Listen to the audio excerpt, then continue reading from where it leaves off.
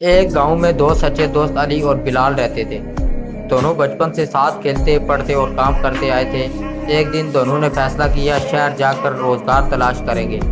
شہر جا کر کئی دنوں کی محنت کے بعد انہیں صرف 1 روپیہ کمانے کو ملا۔ دونوں نے سوچا کہ اس 1 روپے سے کیا خریدا جائے۔ علی نے کہا ہمیں اس سے کچھ کھانے کو لینا چاہیے، بہت بھوک لگی ہے۔ بلال بولا نہیں، ہمیں اس سے ایک دیا خرید لینا چاہیے تاکہ رات کو روشنی ہو اور ہم مزید کام کر سکیں۔ دونوں کی باتیں درست تھی مگر اختلاف بڑھنے لگا، یہاں تک کہ دونوں میں جھگڑا ہو گیا اور دونوں نے ایک دوسرے سے بات کرنا چھوڑ دی۔ پاس ہی ایک بزرگ فقیر بیٹھا سب سن رہا تھا۔ وہ قریب آیا اور کہا بیٹو، میں تم دونوں کو 1 روپیہ دیتا ہوں، لیکن ایک شرط پر تم دونوں اسے اپنے دل سے نہیں، ایک دوسرے کی بات سن کر خرچ کرو گی۔ دونوں نے سر جھکا دیا اور شرمندہ ہو کر ایک دوسرے سے معافی مانگی۔ پھر دونوں نے فیصلہ کیا کہ آدھے روپے سے کھانے کو کچھ لیں اور آدھے سے دیا خریدیں۔